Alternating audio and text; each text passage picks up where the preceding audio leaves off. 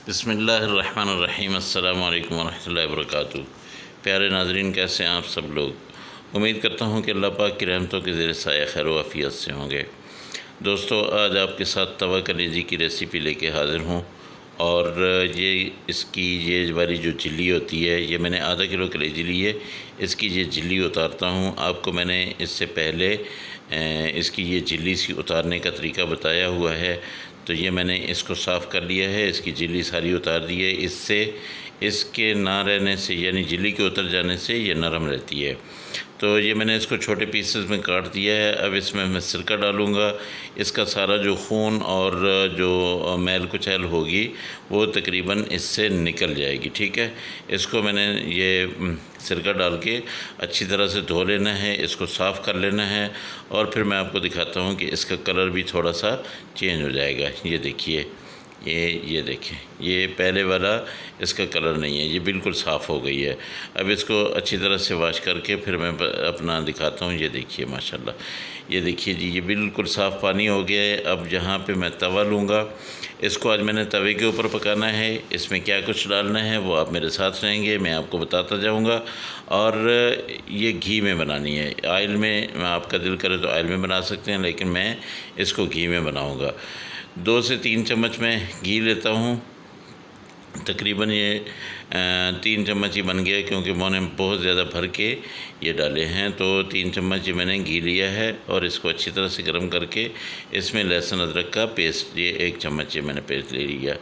अच्छा, आपको पता रहे कि मैंने आधा किलो कलेजी ली है। अगर आपके पास ज़्यादा मकदार में कलेजी हो तो उस हिसाब से जो है आप इसमें अदरक लहसुन का पेस्ट ज़्यादा कर सकते हैं, क्योंकि ये पेस्ट जो है इससे इसकी स्मेल ख़त्म होती है। ठीक है, और इसके अंदर जो एक कच्चापन सा होता है ना, कुछ लोगों को ये पसंद नहीं होती है। तो इस वजह से अपना ये स्मेल की वजह से इसकी एक जो हमक सी होती है, उसकी वजह से कुछ लोगों को ये पसंद नहीं आती है। तो जब ये लहसुन अदरक इसमें डालेंगे तो इसकी सारी जो वो हमक सी है वो ख़त्म हो जाएगी। यहाँ पे मैंने इसमें डाल दिया है अपना धनिया पाउडर, और उसके साथ ये मैंने डाल दिया है हल्दी पाउडर 1 चम्मच, और ज़ीरा पाउडर डाल दूँगा। ठीक है, तो यहाँ पे लाल मिर्च में डालता हूँ, ये तकरीबन 1 चम्मच मैंने डालनी है। थोड़ी सी ये ज़्यादा मैं डाल देता हूँ। अच्छा, कलेजी बनाते हुए लाल मिर्च जो है ना, इसका किरदार काफ़ी ज़्यादा होता है, और स्पेशली तवा कलेजी में, क्योंकि तवा कलेजी एक चटपटी सी कलेजी मतलब एक चटपटी सी रेसिपी है। तो ये देखिए माशाल्लाह, ये सारा पानी इसने अपना छोड़ दिया है। अब ये जैसे जैसे पानी खुश्क होगा, उसके बाद जो है इसको हम मतलब चेक करते जाएंगे। जब ये गल जाएगी अच्छी तरह से, उसके बाद इसको हम उतार लेंगे। बस ये तवा कलेजी बिल्कुल रेडी हो जाएगी। लेकिन 1-2 चीज़ें, अभी कुछ ऐसी चीज़ें हैं जो साथ साथ मैं डालता जाऊँगा, आपको बताता जाऊँगा। तो इसमें आप लोग दही का इस्तेमाल भी कर सकते हैं।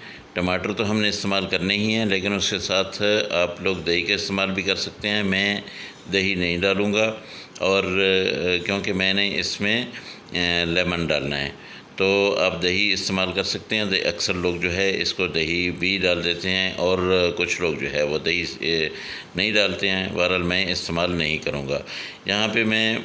अच्छा, जब आप ये महसूस कर लें कि इसका पानी जो है तकरीबन ये खुश्क होने वाला है, तो इसमें ये टमाटर डाल देंगे।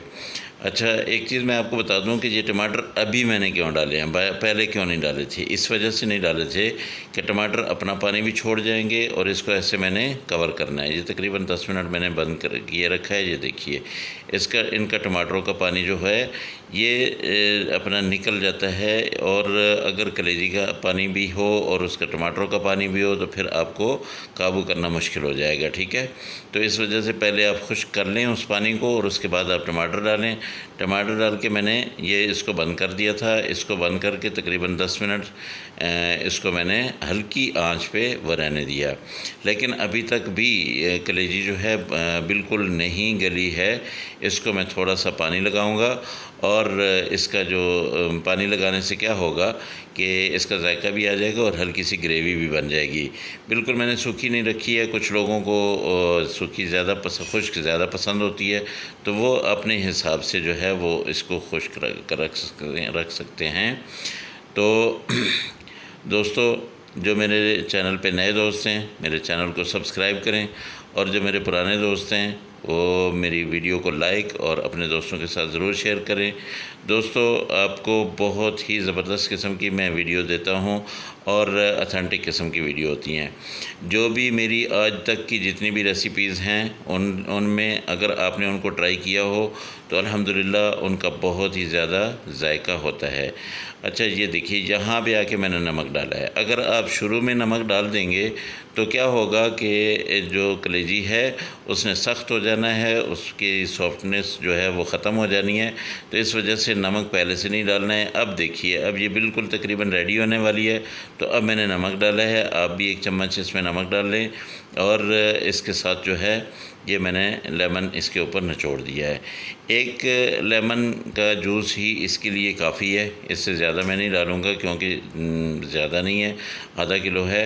तो इससे क्या होगा कि वो जो कमी थी ना दही वाली वो पूरी हो जाएगी। अच्छा, ये अपना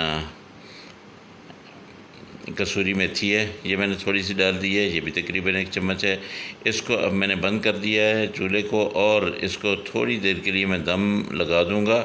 और क्योंकि दम इसलिए लगाऊंगा कि वो जो मैंने लेमन डाला है उसका टेस्ट इसके अंदर रच बस जाए। ठीक है, तो इसको थोड़ी देर में कवर करूँगा। ये तकरीबन छोड़ देता हूँ मैं इसको, फिर अब निकालता हूँ। ये देखिए, आप लोगों के लिए मैंने ये डिश आउट कर ली है। अल्हम्दुलिल्लाह बहुत मज़े की बन गई है, और ये देखने के भी काबिल है, खाने के भी काबिल है। अल्लाह पाक की रहमतें, अल्लाह पाक की नेमतें आप लोगों के घरों में बरसती रहें। दोस्तों, मुझे अपनी दुआओं में याद रखा करें। अल्लाह पाक आपकी हर मुश्किल को आसान करे, और अल्लाह पाक आप सबको सलामत रखे। इंशाअल्लाह अगली रेसिपी में फिर मुलाकात होगी। उस वक्त तक मुझे इजाज़त दें। और जो भी आप लोगों के ज़हन में आए कुछ, अगर आप नई चीज़ वो करना चाहते हैं, मुझसे बनवाना चाहते हैं, पूछना चाहते हैं, कमेंट्स बॉक्स में ज़रूर मुझे बताया करें। अल्लाह आपका हामी व नासिर हो। अल्लाह हाफ़िज़। अस्सलामु अलैकुम व रहमतुल्लाहि व बरकातुहू।